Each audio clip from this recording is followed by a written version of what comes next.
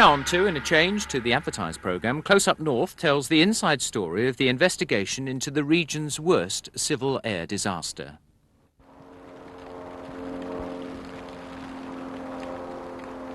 In May last year, 12 people died when an airliner crashed in these fields at Dunkeswick in North Yorkshire, just 4 minutes into a scheduled flight from Leeds to Aberdeen. Tomorrow the government will reveal the findings of its inquiry into what led to the tragedy here. Tonight, Close Up North examines what went wrong and looks at the tougher safety regulations that are likely to follow for Britain's booming regional and commuter airlines.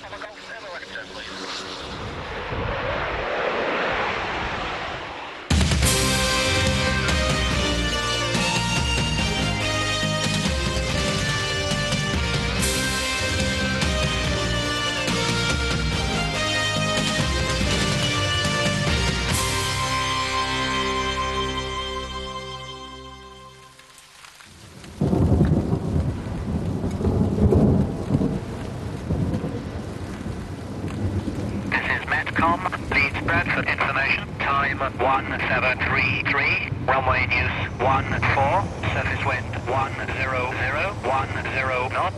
I'm fortunate enough to have an office with a great view overlooking the airfield and the runway and the apron. The weather was quite changeable throughout the day. In the morning we'd had brilliant sunshine, and then it got quite windy, and we ended up with some fairly hefty thunderstorms rolling through, and dark clouds, all kinds of hail and rain. It's a free-seated flight, so you find your own seat when you're on board, OK? Boarding will be through departures, which is just behind you. Knightair were a home-bred airline, and we were very proud to have them based here.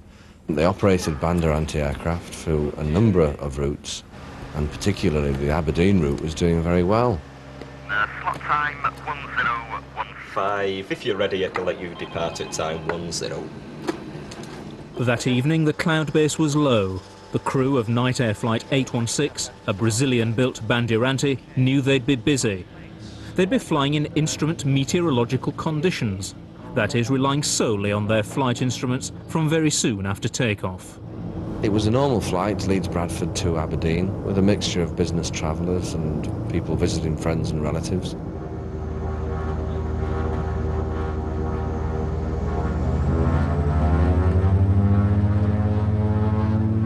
Some would have been regular passengers known to Knightair. They would have known the crews, and some would have been first time with Knightair. It departed as normal on its route to Aberdeen, and at the time it departed, the bad weather had gone through the airport, and it departed in a normal fashion, but very soon reported a fault.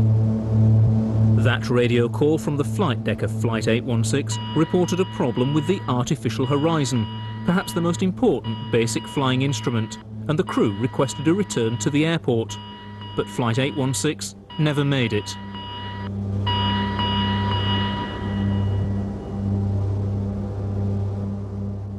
It's easy now with hindsight to look back and think I had something of a premonition, something of that feeling.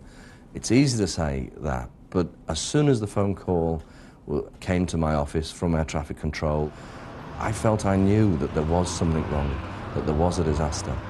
Hello, this is Leeds from Bradford Airport. Yes. A full emergency. We believe that an airliner has crashed near to Harewood House area. And what size is it? It's a small aircraft. Maximum seating is 19. 19.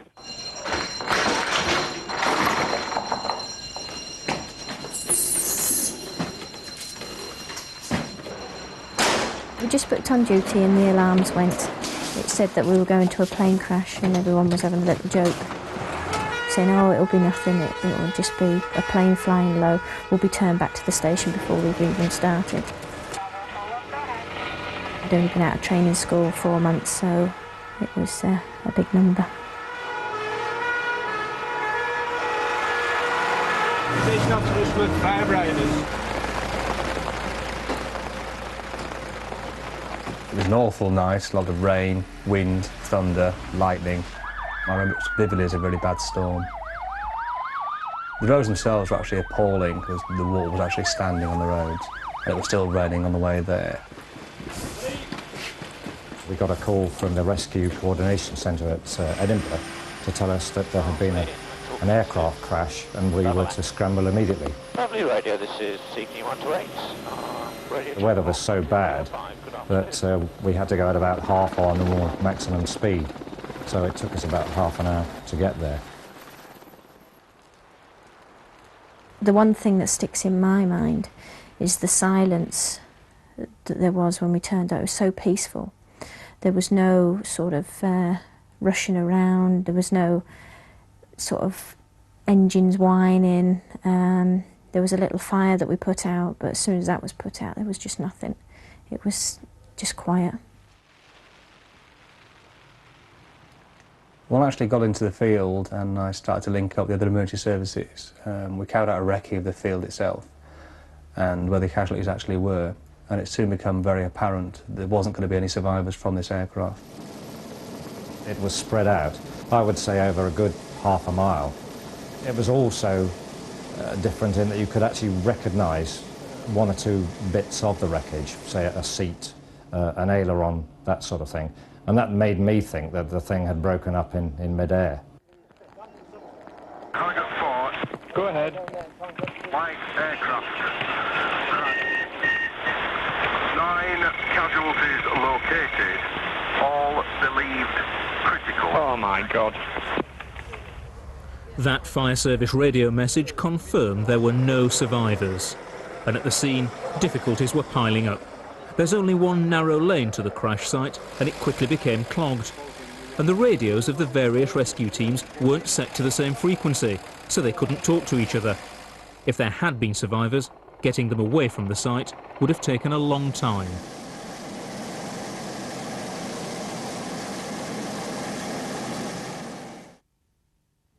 North to south, along the wreckage, for as far out as you legs will stretch. The next morning I came down at 7 o'clock and we went out into the field in teams. I was one of the team leaders. The ultimate aim was to actually locate everything in that field, basically. We have a hammer down here. Hammer. It was important that each item All I need is the label. was actually marked with its exact location, because that would actually assist the air accident investigators. It would assist in working out, hopefully, what could well have happened in the air.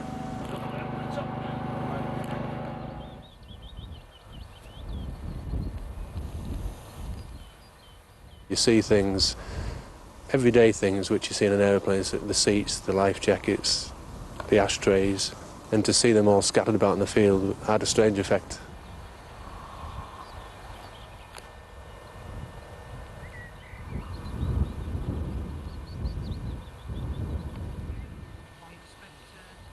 I think a lot of officers would bottle things up inside, so you really can't tell how it affects. But everybody, I think, who drives past the lane end now sees a Dun-Keswick sign. It would, I don't think anybody would actually not be moved or even have a fleeting thought about what went on here. It was to be an investigation made more difficult because the Bandeirante didn't carry a black box flight recorder. Instead, the Department of Transport's Air Accident Investigation Branch would have to use other clues to unravel what went wrong with Flight 816. We can be ready to depart within a few minutes to an accident site. That's part of the preparedness. And we use the best, you probably appreciate that no prizes for getting the second best expert in this business. And we have to make sure the expertise we use in our investigations will stand up to rigorous standards of scientific challenge. So we generate a very large team from what is a relatively small unit here at Farnborough. The AAIB normally says little about its work and never discusses individual incidents. But Close Up North has been given unprecedented access to the most senior investigation branch official. Most of their investigations end with recommendations to improve air safety, and the painstaking work at Farnborough has helped solve the mysteries behind air disasters like Kegworth and Lockerbie. There are times when we're not able to positively prove that a particular set of circumstances led to the accident. In those cases, we will examine a number of scenarios, and we usually come up with a most likely option, which we will take safety action on. The Night Air flight crew, Captain John Casson and First Officer Paul Denton, died in the crash, along with their stewardess and 9 passengers. They'd be unable to help. So just what did the investigators have to work with concerning the fate of Flight 816? Time 1015. The commander of Golf Oscar Echo Alpha Alpha that evening had more than 3,000 hours in his logbook, although he'd only just been promoted to captain. His first officer had less than 50 hours experience on the Bandeirante. Close Up North has established that this combination of crew is frowned on by the Civil Aviation Authority. Their view is that a recently promoted captain should be partnered with an experienced first officer and vice versa. It's known that at some point as it departed, at least one of the aircraft's 2 artificial horizon instruments failed. Based on radio conversations with the airport, it's believed that the captain was actually flying the aircraft because all the radio exchanges were with the first officer. 699, turn right, heading 360. Alpha Alpha began turning left soon after becoming airborne. It maintained a steady speed and rate of climb, but failed to respond correctly to the radar headings passed by the controller. The crew, wrestling with the loss of crucial blind flying instrumentation and in cloud, asked several times for confirmation of their heading. The first officer asks twice, "Are we on a steady heading?" But controllers could only monitor the radar as Alpha Alpha entered a tightening left-hand spiral dive.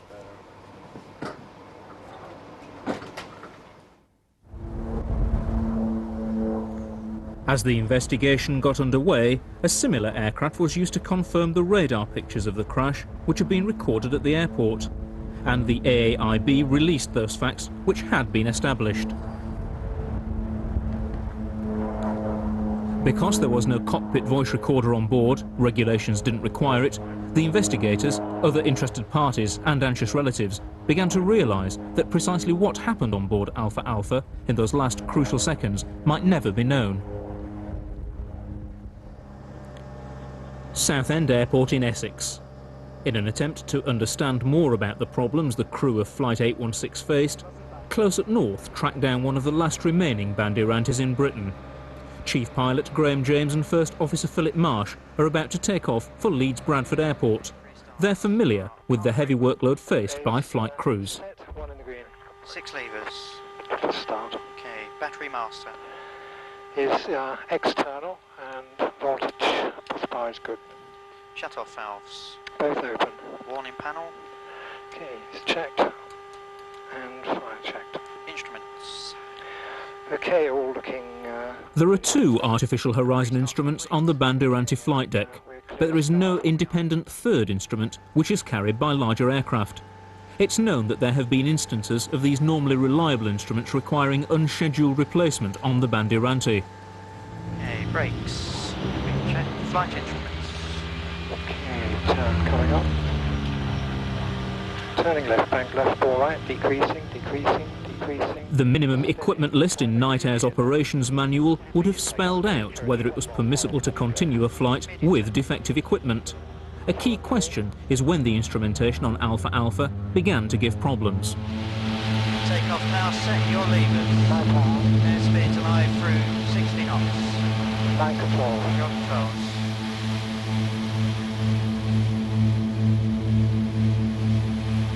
Knots rotate. Positive rates. Gear up, please. Gear up. Travelling. For any flight crew, an airport departure and climb out in bad weather produces a very high workload. Once in cloud, with outside visual references gone, the need to rely on the aircraft's basic flying instruments is absolute. Keeping a mental picture of how the aircraft is behaving, its position, what its attitude is, all becomes very demanding. And that's without the addition of a problem, or even suspicion of a problem, with an instrument as vital as the artificial horizon. Oh, it's crucial. The 4 instruments you see here are what's termed in the classic D formation. Those 4 are predominantly the most important instruments. that we have to deal with. Out of those four, this is perhaps the most important, the artificial horizon. It tells us more or less where the nose of the aircraft is, the attitude in relation to the horizon, and where the wings are in relation to straight and level flight. It is possible to fly the aeroplane without it, but it's considerably more difficult to fly without it. And the big question, if you didn't have it, would be how quickly you might recognize that you've got a problem with it. With only 2 artificial horizons and no independent third instrument to use to cross-check any errors or malfunctions, it's possible the Night Air crew could have become convinced that both instruments had become defective. With 2 of us here, once we'd established that we did have a failure or partial failure, we were to some extent getting the wrong indications, I would simply hand it over to the first officer and he would continue to fly on his. A double failure of these instruments is not unknown, and Close Up North has established that accident investigators now want to see every passenger aircraft with more than 9 seats fitted with a third backup artificial horizon to act as a final check for crews in difficult flying conditions. A third horizon might have saved Flight 816. Yeah, we're getting radar vectors. We're going to 1024. Okay, showing 7,100. We're on the approach now into Leeds. We're under radar control. The closer we get to the ground and the busier we get on an approach or a departure, the instruments are super critical. Whereas back in the cruise, we had a very light load on our minds. It's very easy to monitor things. Now, with everything moving about, it would be much more difficult to recognize a fault should one occur. The workload now becomes extremely high. In severe weather, it would become dauntingly high.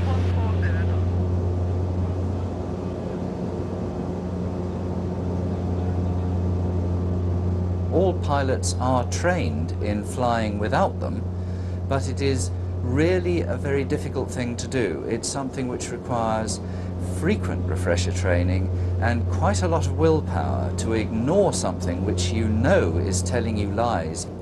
If the artificial horizon tells you that you've got to put your attitude into a certain one and then pull up, and you do that and you find that that attitude is wrong, then you know you've really got serious problems. You've got to look to the very basic instruments, the less compelling ones which don't ever make errors, and ignore the most compelling of the lot, and that's a major problem. The RAF also has an interest in how aircrew cope with instrument flying at the limit, using what are called the secondary flight displays, without the artificial horizon. Helicopter about half a mile, coming towards us. Clear right. This pilot is about to enter cloud, just as the crew of Flight 816 did. He'll not be able to rely on his natural balance. He'll begin a rigorous routine scanning his instruments, in which the artificial horizon is central. It's certainly fundamental in Royal Air Force training, when we're practicing our instrument flying, that we spend an awful lot of time flying on our secondary or our bottom line displays, purely to make sure we are capable of operating the aircraft on those displays. If you're not happy with your flight displays and you don't have any visual cues, in other words, that you're in cloud or at night or a situation like that, and you're manoeuvring at either a rapid or slow rate, you are in trouble area, because your vestibular system will be confused. You often find that you'll try to believe those cues and disbelieve your flight displays. It's certainly drummed into everybody, or it should be. Fly the dials and ignore what the seat of the pants or your vestibular system is telling you in those circumstances. The crew of Flight 816 were almost certainly suffering from what's known as spatial disorientation. Yes. It's a phenomenon which comes under scrutiny here at the RAF School of Aviation Medicine. Research has revealed that under conditions of high stress, pilot performance can be degraded. Now, would you like to try putting your right ear onto your right shoulder and describing what you feel? People revert. They go back to using cues which they have used before, the sensations arising within them, which they have acquired the knowledge that these are unreliable in the flight environment and should be ignored. But under these conditions of high stress, then sometimes the pilot can make use of and attend to his own sensations at the exclusion of information provided by the instruments.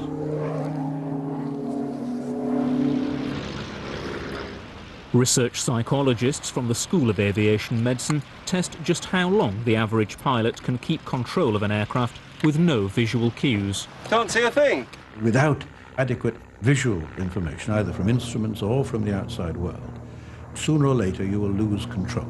I want you to maintain a level turn, Flight Lieutenant. Experiments carried out in the States in which pilots were suddenly deprived of visual information showed that control was lost in a matter, I think, of the order of 40 seconds when the aircraft was flying straight and level, and in 20 seconds or so when it was in a turn.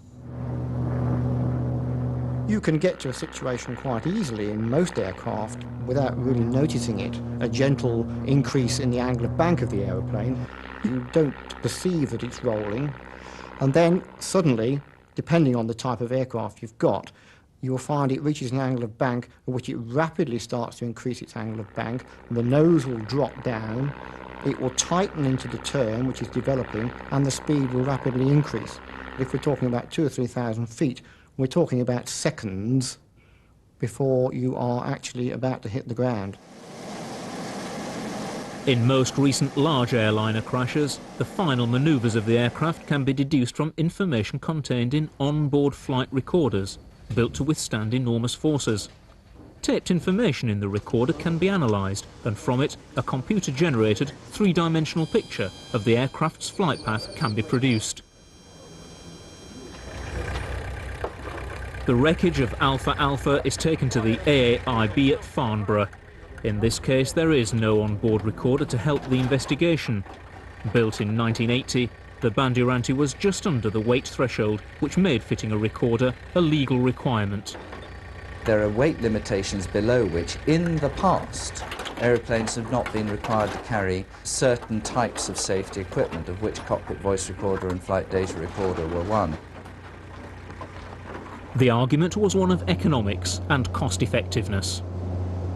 When you're flying very small airliners, if you were to carry all the safety equipment that a large airliner is required to carry, the cockpit voice recorder, the flight data recorder, backup equipment of all sorts, frankly, the aeroplane would only be able to struggle off the ground because it would be so heavy that it probably wouldn't be able to carry any passengers for gain. So not only would the airline not be able to make money, but passengers who need to travel over short commuter-type distances would not have that service available to them. But that's going to change. Close Up North has learned that the investigation branch wants all passenger aircraft with 9 seats or more to be fitted with a cockpit voice recorder. The most ready source of information that we have for the immediate aftermath of any accident is usually the flight data recorders. And the cockpit voice recorder tells us what the crew, what they were saying, their actions, and gives us enables us to build up a flight deck environment, if you like, to understand what was going on. Invaluable information. There is no substitute for that. As technology develops, is there a case for extending this requirement downward so that more and more aircraft are fitted to a lower and lower weight? Yes, I think there is, because technological improvements in recording systems have led to very much smaller, more compact recorders. So yes, there are good technological reasons now why we should have modern recording systems on the lighter types of aeroplanes. Through 40 or so years of development, the flight recorder has become both lightweight and sophisticated. The current state of the art would be this type of recorder here, which would either be a flight data recorder, a cockpit voice recorder, or a combined unit which records both voice and data. So you have a complete transcript of both cockpit voice, the pilot, the co-pilot, and a very large amount of information on what's happening in the plane. The latest type of digital flight recorders particularly suited to modern cockpits with electronic flight management systems. Access to the data is easy, and it can contain many hundreds of items of information, such as speed, height and heading. And any one of these pieces of information can be singled out for detailed analysis. Knightair no longer exists as a scheduled airline. Today, the Leeds Aberdeen service is operated as a British Airways franchise by Euromanx. It's BA company policy for all their aircraft to carry flight recorders. It's been recognised they bring commercial as well as safety advantages. Modern digital flight data recorders can be tremendously useful to an airline because at the end of every flight they can download all of the data on how the airplane has behaved, which can enable the engineers to carry out preventive maintenance. And they can see this from the flight data recorder. They can use it not just as information for finding out what the hell happened when something went disastrously wrong, but they can find out when something might go wrong. It's called the Quick Access Recorder, and it uses a removable optical disc. The reason for fitting this type of recorder is that you can analyse that data and look at dangerous trends. So there are definitely economical benefits which should at least cover the cost of installing this equipment and running a program which look at this data in advance to try and prevent accidents. For older aircraft such as the Bandeirante, some see benefits in simple measures. Cockpit voice recorders are a very simple thing to fit.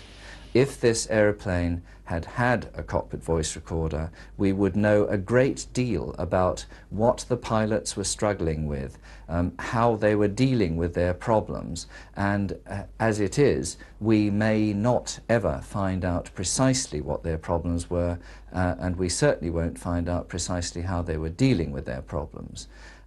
So that's the main lesson, I think. Should cockpit voice recorders and flight data recorders be retrofitted to old aeroplanes? I think if they're in public service, they definitely should be.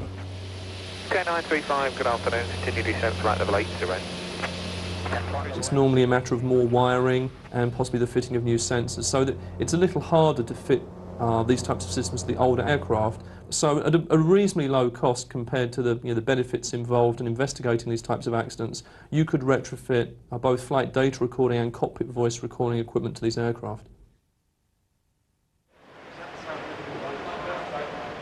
This is Bandeirante Alpha Alpha, the airliner destroyed in the Dunkesik crash, being prepared for Knightair's official launch. But even that wasn't the first time it had flown the Leeds-Aberdeen route. Commuter airlines have always existed on the margins of the airline business, springing up and fading away, and Alpha Alpha had already flown for Yorkshire European Airways, which quickly went broke.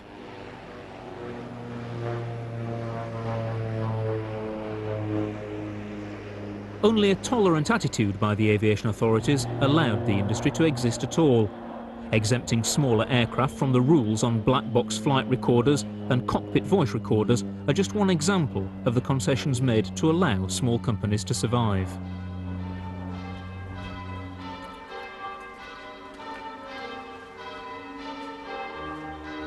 Those left behind have to reconcile themselves to the knowledge that precisely what went wrong on the flight deck that stormy evening will never be known for sure. Their only comfort may be that as the safety regulations are tightened, they'll be the last to suffer the agonies of not knowing exactly why their loved ones died.